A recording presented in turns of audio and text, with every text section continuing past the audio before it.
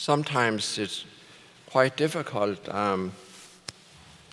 to interpret exactly what, if I read John, exactly what John is saying in the Gospel.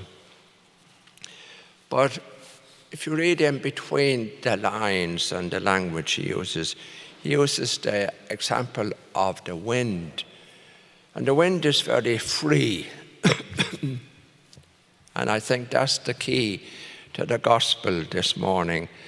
The freedom that we have when we really believe in God, really, and trust in Him. And what Jesus was trying to do was to minimize the overriding rule of laws and regulations and so on, and said, if you are really trusting me and the words that I am saying, you will have a freedom. Now, apply that to ourselves at the present time and apply it to the church. And the church is very often, I think, gone down the path of something that Jesus tried to get away from, laws and rules and regulations and so on. And Jesus always accepted people where they were. That's very important.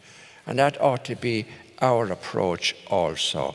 And we have so many examples of that in the Gospel. And the Second Vatican Council tried to open up that, Pope John Paul or Pope John the 23rd used the phrase, open the windows and let in some fresh air and let the wind blow through. So, for example,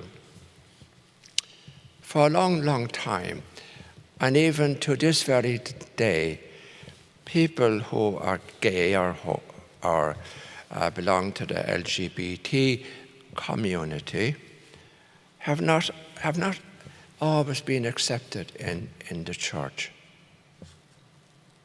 And these people are children of God. That's the way they were made. That's the way that they were born. And Jesus would totally accept those people as they were.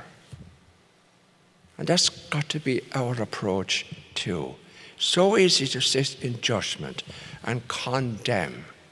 And that's very often what we've been accused of as Catholics and especially the church. And in many parishes today, people who are gay or lesbian will tell you, we don't feel welcome. And that's wrong. And that's what the Gospel, if you read between the lines this morning, is talking about. If you really are a true follower of Jesus and a true Christian, you have freedom. You follow your conscience. You try and see people as Jesus would see them. And as we read it in the Gospel on Sunday, Jesus was wounded and resurrected. He didn't come back perfect with a perfectly new body. He came back still carrying his wounds. And that's the way each one of us will appear before God, as wounded people with a lot of flaws and a lot of failings. And I hope that that's how I will appear before God, not trying to hide my wounds or hide my failings, but to be open. This is me, Lord. This is me.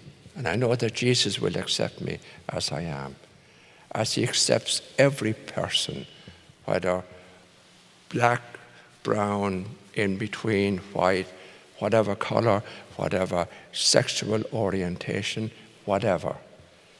We're all loved by God as we are. And that is what the Gospel this morning is saying. to me. You might have a different interpretation, and that's fine too.